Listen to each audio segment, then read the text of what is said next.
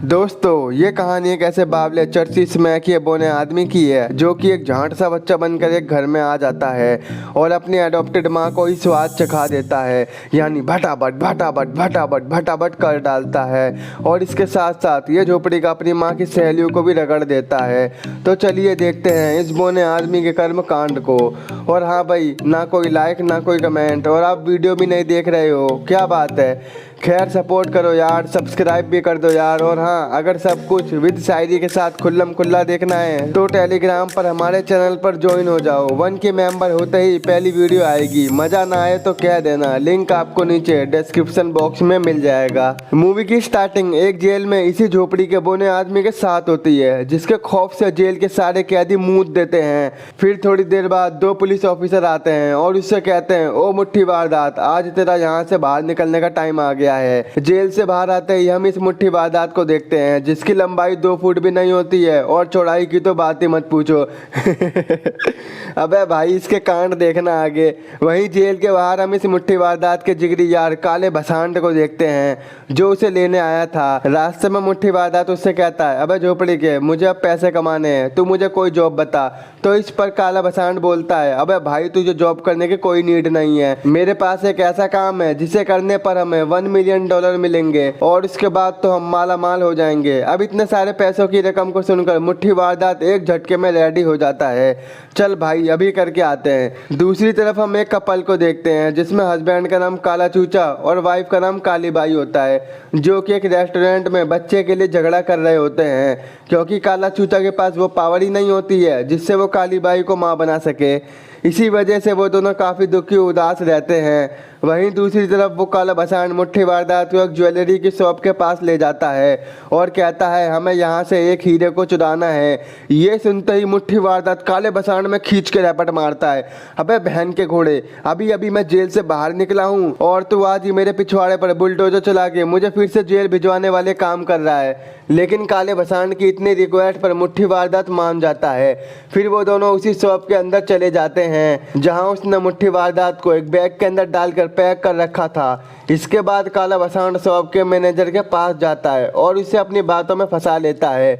वहीं दूसरी तरफ ये मुट्ठी वारदात उस डायमंड के पास पहुंच जाता है और बड़ी ही सावधानी से उस टेबल को काट कर वो डायमंड चुरा लेता है, क्योंकि ये पहले भी यही करता था। और अब वो दोनों वहां से जा रहे होते हैं कि तभी एक बुढ़िया बोलती है, मेरा कुत्ता चोरी हो गया, किसने चुराया, अभी के अभी सारे यहीं रुको। वहीं हम देखते हैं कि इस बोने ने डायमंड के साथ साथ उस बुढ़िया के कुत्ते को भी चुरा लिया था और वो दोनों बाहर जाने वाले होते हैं कि तभी वो कुत्ता भौंक पड़ता है, जिसकी आवाज सुनकर बुढ़िया बोलती है, पकड़ो पकड़ो, ये मेरा कुत्ता चुरा के भाग रहा है। वहीं मैनेजर को भी पता लग जाता है कि उनका डायमंड चोरी हो गया है, इसीलिए वो वहां पर पुलिस को बुला लेती है। तभी वो दोनों भागकर अपनी कार में बैठ जाते हैं और उस कुत्ते को वहीं पर फेंक कर वहां से भाग जाते हैं। लेकिन थोड़ी दूर जाते ही उनकी कार खराब हो जाती है, इसीलिए वो कार को छोड़कर वहां से पैदल ही भागने लगते हैं। वहीं पुलिस बुढ़िया से पूछती है कि आखिर वो चोर कैसा दिखता था, तो वो बुढ़िया बोलती है कि वो बिल्कुल काले भसांड की तरह दिखता था। इसके बाद हम काले भसांड और मुट्ठी वारदात को देखते हैं, जो कि भागते भागते एक मॉल में घुस जाते हैं। वहीं पर काला चूचा और काली बाई शॉपिंग कर रहे होते हैं। उनको देखकर मुट्ठी वारदात भागकर उनके पास चला जाता है और उस डायमंड को काली बाई के बैग में डाल देता है, जिससे पुलिस उन्हें ना पकड़ पाए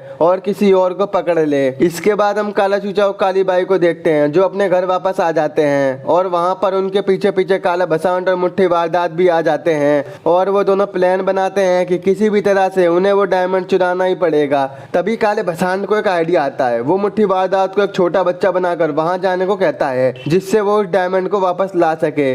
अगले सीन में काला भसांड मुट्ठी वारदात को एक टोकरी में बच्चा बनाकर ले जा रहा होता है, तो वहीं मुट्ठी वारदात कहता है, झोपड़ी के मेरे पिछवाड़े कटवा के मानेगा तू। और उसके बाद वो उसे काला चूचा के घर के बाहर रख देता है। फिर थोड़ी देर बाद जब काला चूचा घर से बाहर आता है तो वो मुट्ठी वारदात को देखकर बहुत भावुक हो जाता है, जहाँ ये ठरकी मनी मन में सोचता है, जल्दी से घर में रख ले वरना चुम्मी ले लूंगा तेरी। और उस लेटर को पढ़कर वो सोचता है कि कोई चूते का पट्टा इतने हरामी प्यारे बच्चे को यहाँ छोड़कर चला गया। इसके बाद वो मुट्ठी वारदात को अपने घर के अंदर ले जाता है और काली बाई के साथ मिलकर उसका डायपर चेंज करने लगता है। लेकिन तभी वो सभी उसकी छतरी देखकर हैरान हो जाते हैं, अबे भाई तेरी छतरी है कि छतरा, जहाँ काला चूचा भी उसके सामने फेल फेल हो जाता है। अब इन लोगों को समझ नहीं आ रहा था कि आखिर अब हम इस बच्चे का क्या करें।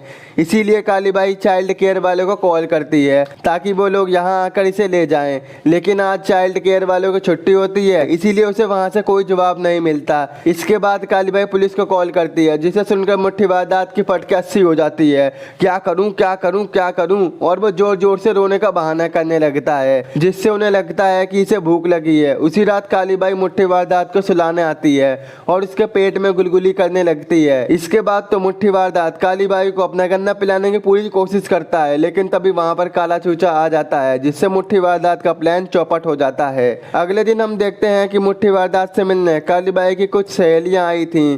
तभी उन सहेलियों में से एक का पति मुट्ठीबाज दांत से मजे लेने लगता है। वो उसकी नाक को पकड़ने लगता है। वहीं मुट्ठीलाल सोचता है, रुक बेटे, तेरी बहन का घोड़ा मारू साले। तभी मुट्ठीलाल उसकी नाक को पकड़कर ऐंठ देता है। आया मजा साले, मेरी नाक पकड़ेगा, तेरा बाप हूं मैं। इसके बाद मुट्ठीलाल एक पटाखा भाभी को देखता है और उसके खरबूजों का दीवाना हो जाता है और मन ही मन सोचता है, तू टिकटॉक की रानी, मैं फेसबुक का राजा, मिलना है तो कल को मेरे घर पे आ जा। तभी मुट्ठीलाल उसके पास जाता है और कहता है, baby up baby up baby up baby up. भाभी कहती है, आजा मेरे मुट्ठीलाल आजा। अब तो मुट्ठीलाल का सपना पूरा होने वाला था और इसमें पूरी ठरक भरी हुई थी। जब भाभी उसे अपनी गोद में उठाती है तो वो मुट्ठीलाल भाभी के खरबूजों को देखकर दीवाना हो जाता है और खरबूजों को तरबूज बनाने की कोशिश करता है, लेकिन खरबूजा इतना बड़ा होता है कि अपना मुट्ठीलाल अपने छोटे हाथों से उसे पकड़ ही नहीं पाता, जिसे देखकर काली बाई को लगता है कि मुट्ठीबाज दांत को भूख लगी है। इसीलिए वो अपनी एक सहेली को माँ का दूध पिलाने को कहती है। अब क्या था, अब तो मुट्ठीलाल के मजे ही मजे आ जाते हैं और वो उस भाभी के खरबूजों को पूरा रस पी लेता है। फिर थोड़ी देर बाद जब सब लोग यहाँ से जा रहे होते हैं तो मुट्ठीलाल उसी भाभी को आंख मारता है और सोचता है, मेरा दिल भी ले गई, मेरा चैन भी ले गई, हद हो गई तब जब मैंने देखा वो मेरा 5 रुपए का पेन भी ले गई। वहीं भाभी की फटके 64 हो रखी थी, कहीं ये मुझे रगड़ ना दे, वैसे ही मुझे ये छोटे बच्चे का बाप लग रहा है। तभी ये झोपड़ी का भाभी से ऐसे चूसम चुसाटी करता है जिससे भाभी समझ जाती है कि ये तो इमरान हाशमी का बाप है। भाई मूवी देखना मजा आएगा कसम से। इसके बाद काली बाई उसे रूम में ले जाती है और उसे सुला देती है। वहीं आधी रात को जब सब लोग सो जाते हैं तो ये मुट्ठीबाज दांत उस हीरे को ढूंढने लगता है और साथ ही साथ वो काले भसाण को भी कॉल करता है, लेकिन तभी वहां पर काली बाई का बाप आ जाता है और वो उसे चोर समझकर उस पर बंदूक तान देता है। लेकिन तभी वहां पर काला चूचा आ जाता है और वो अपने ससुर को समझाकर मुट्ठीलाल को ले जाता है। वही मुट्ठीलाल उसे इशारा करते हुए कहता है, फाड़ दूंगा, कम तेज चलियो। फिर अगली सुबह जब काली बाई की नींद खुलती है तो वो काला चूचा से बोलती है, थैंक यू मेरी जान, पूरी रात बिना रुके भटाभट करने के लिए। इस पर काला चूचा कहता है, कल रात तो मैंने तुम्हारे साथ कुछ किया भी नहीं है, लेकिन हमें और तुम्हें पता है कि कल रात काली बाई के साथ किसने किया है। अगले दिन काला चूचा मुट्ठीलाल को पार्क में घुमाने ले जाता है और इसको छोड़कर काला चूचा अपने दोस्तों से बात करने लगता है। वहीं दूसरी तरफ मुट्ठीबाज दांत के पास काला भसांड आता है। वो कहता है, झोपड़ी के मिला हीरा? तो मुट्ठीलाल कहता है, अबे सुन, जो इस बेंच पर 3 बैग रखे हैं ना, उसी में डायमंड है। फिर काला भसांड उन बैग के पास पहुंच जाता है, लेकिन मुट्ठीलाल ने उसे ये नहीं बताया था कि आखिर कौन से बैग में डायमंड है, जिससे वो कंफ्यूज होकर उनमें से एक बैग लेके वहां से भाग जाता है। फिर काला भसांड उस बैग को लेके एक गुंडे के पास जाता है। दरअसल ये वही गुंडा है जिसने काला भसांड को हीरा चुराने का काम दिया था, लेकिन जब वो उस बैग को खोलता है तो उसे उसमें गंदे डायपर्स और खिलौनों के अलावा कुछ नहीं मिलता। तो वो कहता है, अगर मुझे ये हीरा नहीं मिला तो मैं तुझे जीरे की तरह भून दूंगा। इसके बाद हम काला चूचा को देखते हैं जो मुट्ठीलाल को लेकर एक मैच देखने आया था। तभी मौका मिलता है मुट्ठीलाल उस बैग में से हीरो को चुरा लेता है और उससे पहले काला चूचा उसे देखता वो हीरो को निकल जाता है। फिर अगले दिन हम देखते हैं कि मुट्ठीलाल के यहाँ आने की खुशी में काला चूचा घर पर पार्टी रखता है, जिसे देखकर मुट्ठीलाल बहुत इमोशनल हो जाता है क्योंकि उसने पहली बार अपने लिए इतना प्यार महसूस किया था। तभी वहाँ पर काली बाई के पापा आते हैं और वो मुट्ठीलाल को एक टेडी बेयर गिफ्ट करते हैं। वहीं डायमंड निकलने की वजह से मुट्ठीबाज दांत के पेट में बहुत दर्द हो रहा था, इसीलिए वो झोपड़ी का दर्द कम करने के लिए कैस्ट्रोल ऑयल पी लेता है। ये पीकर मुट्ठीलाल का दर्द 7वें आसमान पर चढ़ जाता है। अगले दिन हम देखते हैं कि काली बाई को मुट्ठीबाज दांत के डायपर से वही हीरा मिलता है। ये देखकर वो सोचती है कि ये डायमंड उसे काला चूचा ने गिफ्ट किया है, जिससे इम्प्रेस होकर वो उसके साथ डेट पर चली जाती है। अब घर पर काली बाई के डैड और मुट्ठीलाल ही बचे होते हैं। तभी वो बूढ़ा आदमी मुट्ठीलाल को उठा के नीचे फेंक देता है और वो बोलता है, झोपड़ी के मैं तेरे बारे में सब कुछ जानता हूँ। दरअसल उस बूढ़े ने टीवी पर देख लिया था कि मुट्ठीलाल एक चोर है और वो दिखने में बिल्कुल बच्चे की तरह है। फिर कुछ देर बाद वहाँ पर काला चूचा और काली बाई भी आ जाते हैं और वो बूढ़े को मुट्ठी लाल को मारता हुआ देख लेते हैं। अब काली बाई को लगता है कि उसका बाप पागल हो गया है, इसीलिए वो उसे मेंटल हॉस्पिटल में भेज देती है। वहीं रूम में काला चूचा कुछ ढूंढ रहा होता है, तभी वो उस टेडी बियर को देखता है जिसमें उसे एक कैमरा मिलता है जिसको काली बाई के डैड ने मुट्ठी वारदात पर नजर रखने के लिए लगाया होता है। जब काला चूचा उस कैमरे की वीडियोस को देखता है तो उसे पता लग जाता है कि मुट्ठी वारदात कोई बच्चा नहीं है बल्कि नंबर 1 चोर है। जिसके बाद वो उसे घर पर ढूंढने लगता है, लेकिन तभी हम देखते हैं कि मुट्ठीलाल वहां से हीरा लेकर काले भसांड के साथ निकल चुका था। रास्ते में काला भसांड उसे बताता है कि आज रात बॉस काली बाई के घर पर हमला करने वाले हैं, लेकिन तभी ये सुनकर मुट्ठी वारदात उसे वापस घर चलने को कहता है